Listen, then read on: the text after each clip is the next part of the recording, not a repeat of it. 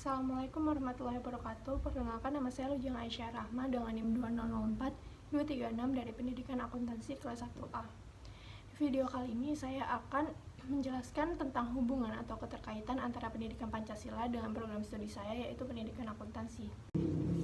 Tapi kita ketahui terlebih dahulu pengertian pendidikan Pancasila dan pendidikan akuntansi.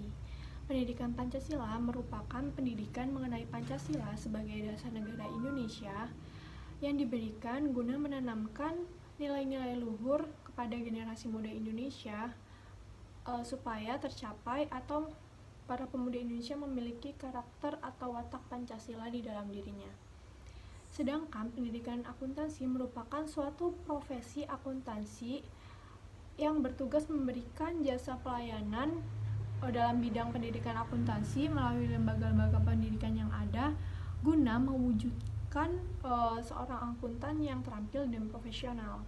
Dari pengertian tersebut, kita sebagai mahasiswa pendidikan akuntansi, calon akuntan yang profesional, calon pendidik yang profesional tentu memiliki pendidikan yang tinggi harus, dan semakin tinggi pendidikan seseorang, maka pemikirannya akan semakin berkembang dan semakin maju, serta semakin kritis.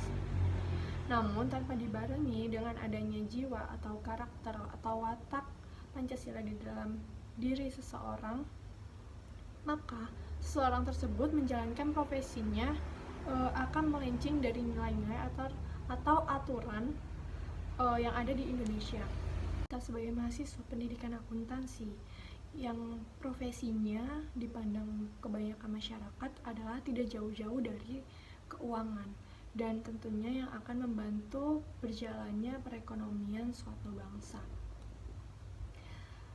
Nah, tentu untuk melaksanakan kegiatannya atau pekerjaannya atau profesinya, seseorang harus memiliki landasan atau pondasi untuk berperilaku.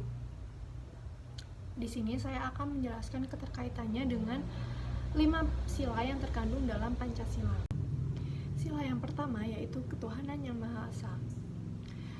Nah, kita sebagai makhluk Tuhan tentunya dalam berperilaku, dalam melakukan setiap kegiatan pasti akan ada pertanggungjawabannya. Dan seperti yang kita ketahui bahwasanya Tuhan itu yang pertama, Tuhan itu yang utama bagi bangsa Indonesia. Ketuhanan juga merupakan sifat yang melekat pada diri bangsa Indonesia untuk merealisasikan atau mewujudkan suatu visi atau tujuan dalam kehidupannya. Hal ini yang membedakan antara bangsa Indonesia dengan bangsa lain yang hanya mementingkan kepentingan pribadi atau material. Sila yang kedua yaitu kemanusiaan yang adil dan beradab. Di sini berarti sesama manusia kita harus menjunjung tinggi hak dan martabat bagi manusia yang lain. Nah, seorang akuntan harus memiliki prinsip kebangsaan eksternal dan internal. Eksternal maksudnya seorang pendidikan akuntansi nantinya dapat mengembangkan ilmu pengetahuan, dan yang internal seorang pendidikan akuntansi harus menjunjung tinggi martabat manusia lain dan harus bersifat adil. Sila ketiga yaitu persatuan Indonesia. Seperti yang kita ketahui bahwasanya keberagaman Indonesia itu tidak boleh menjadi pecahnya bangsa Indonesia, justru harus menjadi kelebihan bagi bangsa Indonesia.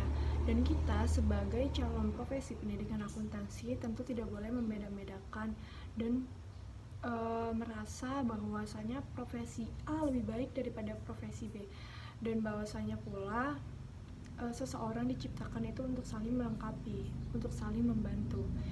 Dan adanya sila ini menjadikan kita untuk bersatu membangun suatu profesi dan mewujudkan visi Indonesia semakin kokoh. Dan tentunya seorang calon pendidikan akuntansi adanya sila ini dapat menumbuhkan jiwa nasionalisme agar tidak terjadi perpecahan kelompok antar profesi. Sila yang keempat yaitu kerakyatan yang dipimpin oleh hikmat kebijaksanaan dalam permusyawaratan perwakilan. Sila ini mengandung makna tentang demokrasi. Nah, di sini kita tidak boleh membahas tentang mana kaum mayoritas, mana kaum minoritas. Kita di sini harus bermusyawarah dan tidak boleh mementingkan kepentingan pribadi.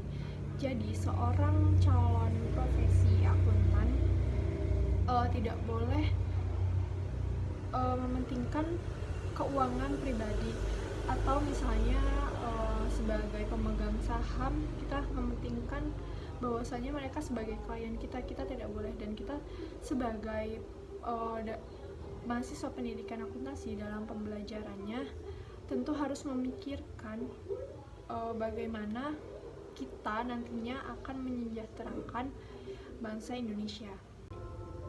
Sila terakhir dalam Pancasila yaitu keadilan sosial bagi seluruh rakyat Indonesia. Ini di sini calon akuntan kita tidak boleh